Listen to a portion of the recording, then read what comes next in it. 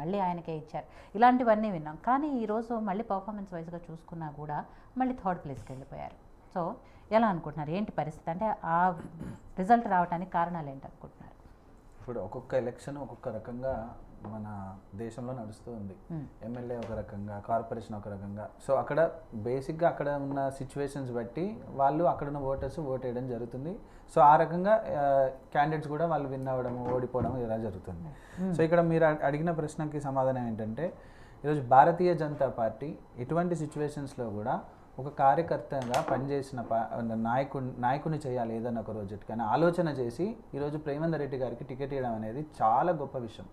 మీరు ఏ పార్టీలో చూడండి, కాంగ్రెస్లో కానీ, టీఆర్ఎస్ పార్టీలో కానీ, ఇంకా మిగతా ఏ పార్టీలో దేశంలో ఎక్కడ కూడా కార్యకర్తలను పట్టించుకున్న పాపన ఏ పార్టీ కూడా పోలేదు. కేవలం కార్యకర్తల బేస్డ్ మీద నడిచే పార్టీ, కార్యకర్తల కోసం ఆలోచించే పార్టీ ఏదైనా ఉందంటే ఖచ్చితంగా అది భారతీయ జనతా పార్టీ. సో ఆ బేసిస్లో ఈరోజు ప్రేమేందర్ రెడ్డి గారు గత కొన్ని సంవత్సరాలుగా పార్టీ కోసం అహర్నిశలు పనిచేస్తూ ఆయన పార్టీ కోసం ఎన్నో రకాలుగా మిగతా అన్ని కూడా వదులుకొని ఓన్లీ పార్టీ కోసం నేను పనిచేస్తానని చెప్పి అతను పార్టీ కోసం పనిచేసే విధానం ఈరోజు ఖచ్చితంగా ఆయనకు టికెట్ ఇవ్వాలి, ఇంకా అతను తప్ప ఇంకో క్యాండిడేట్ లేరు అని కార్యకర్తను ఈరోజు పార్టీ కాపాడుకోవాలన్న ఆలోచనతో ప్రేమేందర్ రెడ్డి గారికి టికెట్ మళ్ళీ ఇవ్వడం జరిగింది. సో అక్కడ పర్ఫార్మెన్స్ అంటారా, సో తీన్మార్ మల్లన్న కానీ, రాకేష్ రెడ్డి గారు కానీ, సో రాకేష్ రెడ్డి గారు కూడా అందరికీ తెలిసి మా పార్టీ నుంచి వెళ్ళిన వ్యక్తే. సో మా పార్టీ నుంచి ఈరోజు ఆ మాత్రం క్రేజ్ వచ్చి టీవీలలో మాట్లాడి ఆ క్రేజ్ వచ్చి ఈరోజు అంతగానో ముందుకెళ్ళిందంటే ఈ భారతీయ జనతా పార్టీ డెవలప్ చేసిన అతను ఈరోజు వేరే పార్టీలోకి వెళ్ళాడు. సరే అతను కూడా మంచి ఓట్సే వచ్చాయి. సో ఇక్కడ భారతీయ జనతా పార్టీ పర్ఫార్మెన్సెస్లో ఎక్కడ లోపించింది అన్న విషయంకి వస్తే, ఈరోజు మేము చేసిన పనులు భారతీయ జనతా పార్టీ అక్కడ ఒక 3 ప్లేసెస్లో 3 డిస్ట్రిక్ట్స్లలో చేసిన పనులను ఈరోజు చెప్పుకోవడంలో మేము అంత సక్సెస్ కాలేకపోయాం. వేరస్ ఫాల్స్ ప్రామిసెస్ ఏమీ లేని దాంట్లో కూడా అబద్ధాలు చెప్పి బతికేయడంలో ఈరోజు కాంగ్రెస్ పార్టీ మొట్టమొదటి స్థానాన్ని గెలుచుకుంది. దేశంలో చూసినా కూడా అదే అబద్ధాలతోటి ఈరోజు ఆ మాత్రం సీట్లు వచ్చాయి. ఎక్కడ చూసినా కూడా ఒక అబద్ధం తీసుకొని ఆ అబద్ధాన్ని ఎంత ఎక్స్టెండ్ అయితే అంత ఎక్స్టెండ్ వరకు మేము తీసుకెళ్ళాలి. ఒకటి కాంగ్రెస్ పార్టీ ఏంటి అంటే పవర్ రావాలంతే. అసలు మిగతా అన్ని విషయాలలో కూడా దే ఆర్ లీస్ట్ బాదర్డ్. వాళ్ళకి కావాల్సింది పవర్ కోసం మేము ఏ అడ్డమైన పని అయినా చేస్తాం, ఎటువంటి మాటలైనా మాట్లాడతాం, ఎంత అబద్ధమైనా కూడా మాట్లాడతామని. ఇప్పుడు దేశంలో ఏ విధంగా అయితే రిజర్వేషన్ కాన్స్టిట్యూషన్ మీద మాట్లాడి సక్సెస్ అయ్యారు అంటే వాళ్ళ సక్సెస్ అనుకుంటున్నారు. 100 సీట్స్ కూడా రాకపోయినా కూడా వాళ్ళ సక్సెస్ అనుకుంటున్నారు. సరే ఇప్పుడు అసలు ఏమాత్రం మార్కులు రానోడికి 35 మార్కులు వచ్చిందంటే సంతోషమే కదా. సో ఆ విధంగా ఈరోజు కాంగ్రెస్ పార్టీ కూడా అదే పరిస్థితిలో ఉంది. సో వాళ్ళకి ఎన్ని సీట్స్ వచ్చినాయి సరే అది కాసేపు పక్కన పెడితే, ఒక అబద్ధాన్ని బాగా డెవలప్ చేయడం వల్ల మాత్రం వీళ్ళు మంచి డబ్బులు ఇచ్చి ఎక్కడి నుంచో వీళ్ళని తెచ్చుకుంటున్నారు. సునీల్ కనుగోలు లాంటి వ్యక్తులను తెచ్చుకొని అడ్డమైన అసలు ఏమాత్రం కూడా ఇవి నిజంగా కూడా ఇటువంటి స్కీమ్స్ ఎక్కడ కూడా జరగవు, ఇంప్లిమెంట్ కావు అని తెలిసి కూడా 6 గ్యారంటీలనో లేకపోతే ఇంకేదో అనో తీసుకొని వచ్చి ఈరోజు జనాల మీద రుద్దే ప్రయత్నం చేసి వాళ్ళని నమ్మించే ప్రయత్నం చేసి ఏ విధంగా అయితే గొంతుకు వస్తున్నారో, మొన్న పార్లమెంట్ ఎలక్షన్స్లో ఏ విధంగా అయితే ఫెయిల్ అయ్యారో అనేది మనందరికీ కూడా తెలుసు. ఇక్కడ గవర్నమెంట్ ఉండి కూడా కనీసం వాళ్ళకి మా బీజేపీ కంటే 1 సీట్ కూడా ఎక్కువ రాలేదు. ఈరోజు 8 డివైడ్ చేసుకున్నాం. అండ్ బీఆర్ఎస్ పార్టీ అది కంప్లీట్ 0 అయిపోయింది. సో ఆ పార్టీ గురించి కాసేపు పక్కన పెడితే, సో కాంగ్రెస్ అనేది కంప్లీట్గా ఈరోజు అబద్ధాల మీద పునాది వేసుకొని ఈరోజు వాళ్ళు రాజకీయం చేస్తున్నారు. పవర్ కావాలని పవర్ పాలిటిక్స్ చేయడం తప్ప ఈరోజు నిజంగా కూడా జనాల గురించి ఆలోచించేది లేదు. తీన్మార్ మల్లన్న గ్రాడ్యుయేట్స్ కోసం ఏం చేస్తానని ప్రకటించాడు, ఎక్కడ కూడా ఒక్క ప్రకటన కూడా లేదు అతని దగ్గర నుంచి.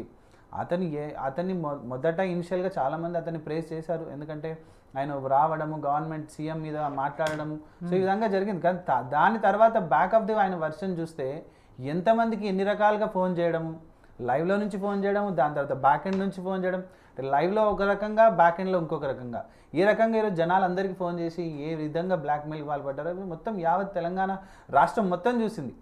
అయినా కూడా ఈరోజు అక్కడ మీ పార్టీ నుంచి బయటకు వచ్చాక తెలిసిందా, మీ పార్టీలో చేర్చుకునే ముందే తెలుసా?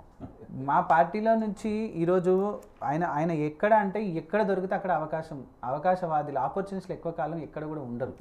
నేను అదే చెప్తున్నాను, ఖచ్చితంగా బ్లాక్మెయిలర్, ఆయన 100% బ్లాక్మెయిలరే. ఇప్పుడు నేను అదే కదా చెప్పేది, ఆపర్చునిస్టులు ఎక్కడైనా ఎక్కువ శాతం ఉండరు. వాళ్ళు ఈ పార్టీ నుంచి ఇంకో పార్టీ నుంచి ఇంకో పార్టీ ఖచ్చితంగా జంప్ అవుతూనే ఉంటారు. ఒక దగ్గర స్టిక్ అయ్యే పొజిషన్లో మా లాంటి పార్టీలలో అటువంటి బ్లాక్ మెయిలర్లు ఉండరు కాబట్టి వెళ్ళిపోయారు. ఆయనతోటి అవ్వలేదు, ఇక్కడ ఈ పార్టీలో సస్టైన్ అవ్వడం ఆయనతోటి అవ్వలేదు. ఎందుకంటే ఈ పార్టీలో కొన్ని ఐడియాలజీస్, దీన్ని ఒక ప్రిన్సిపల్స్తో వెళ్ళే పార్టీ. మా పార్టీలో ఇటువంటి బ్లాక్ మెయిలర్స్కి అసలు there is no chance. So ఆ విధంగా ఈరోజు ఆయన అక్కడి నుంచి వెళ్ళిపోవడం జరిగింది. సో దాని తర్వాత ఈరోజు మేము భారతీయ జనతా పార్టీ అక్కడ చాలా అనేకమైన పనులు చేసినా కూడా మేము ఈరోజు దాంట్లో ఎక్కువ చెప్పడం వల్ల సక్సెస్ కాలేకపోయాం. ఎందుకంటే ఇక్కడ వీళ్ళ అబద్ధాలు అనేది చాలా ఎక్కువ హై ఎందుకంటే ఈరోజు వాళ్ళదే అథారిటీస్ అన్నీ వాళ్ళే, అధికారం మొత్తం వాళ్ళ చేతిలోనే ఉంది, డబ్బులంతా వాళ్ళ చేతిలోనే ఉంది, మొత్తం ఎంప్లాయీస్ కానీ గవర్నమెంట్ ఎంప్లాయీస్ ప్రతి ఒక్కరు వాళ్ళ చేతిలోనే ఉన్నారు. సో వాళ్ళు ఏ విధంగా ఆ విధంగా దాన్ని మలుచుకొని ఈరోజు చేయగలుగుతున్నారు, దాంట్లో వాళ్ళు సక్సెస్ అయ్యారు. ఫర్ ఎగ్జాంపుల్ మేము అక్కడ రైల్వే వ్యాగన్ ఫ్యాక్టరీ తీసుకొచ్చాం కాజుపేటలో, దాన్ని చెప్పుకోలేకపోయాం. అంటే చెప్పాం కానీ ఇంకా కూడా వీళ్ళ అబద్ధం మీద మాది ఎక్కువ రీచ్ కాదు. మెగా టెక్స్టైల్ పార్క్ కానీ, ట్రైబల్ సెంట్రల్ యూనివర్సిటీ కానీ, రామప్ప టెంపుల్ కానీ, 1000 పిల్ల టెంపుల్ కానీ, హెరిటేజ్ ఈరోజు ఈ విధంగా ఈరోజు సెంట్రల్ గవర్నమెంట్ ఎన్ని పనులు చేస్తున్నాయి అక్కడ. సో రానున్న రోజుల్లో ఒకటైతే ఈరోజు ప్రతి దగ్గర కూడా భారతీయ జనతా పార్టీ ఖాతా ఓపెన్ చేస్తుంది. ఎక్కడ కూడా మాకు ఇక్కడ ఏమీ లేదు. ఒకప్పుడు బీఆర్ఎస్ పార్టీ వాళ్ళు ఎక్కడుందా భారతీయ జనతా పార్టీ అంటే ఈరోజు దేశంలో నలుమూలలా, దేశంలోనే కాకుండా రాష్ట్రంలో నలుమూలలా కూడా ఈరోజు భారతీయ జనతా పార్టీ ప్రతి ఒక్క దగ్గర చిన్న చిన్న విలేజెస్లో కూడా ఈరోజు మేము ప్రతి దగ్గర కూడా మీరు పోలింగ్ స్టేషన్లో చూస్తే, బూత్లలో చూస్తే ప్రతి దగ్గర కూడా మినిమం మాకు ఓట్స్ పడుతున్నాయి. ప్రతి విలేజెస్లో అంటే ప్రతి corner, every corner of the state and India ఎక్కడైనా కూడా ఈరోజు భారతీయ జనతా పార్టీ ఖాతా ఓపెన్ చేసుకుంటూ పోతుంది. రానున్న రోజుల్లో ఇంకా కూడా స్ట్రాంగ్ అవుతుంది. నెక్స్ట్ అప్కమింగ్ ఎలక్షన్స్ ఇంకా చాలా ఉన్నాయి. నెక్స్ట్ హైదరాబాద్లో కూడా ఉన్నాయి. లాస్ట్ టైం మా రామచంద్ర గారు చాలా దగ్గర దాకా వచ్చి ఓడిపోయారు. ఖచ్చితంగా ఈసారి కూడా మేము అక్కడ దాని మీద కన్స్ట్రక్టివ్గా పనిచేస్తున్నాం. సో రానున్న రోజుల్లో ఎవ్రీ ఎలక్షన్ని కూడా ఈరోజు 100% కన్సిస్టెంట్గా తీసుకొని వెళ్ళి వాట్ వి డిడ్ అనేది చెప్పడంలో మాత్రం 100% సక్సెస్ అయ్యే విధంగా ఈరోజు మేము ప్లాన్ చేస్తున్నాం. రామ్ గోపాల్ గారు, గ్రాడ్యుయేట్ ఎమ్మెల్యే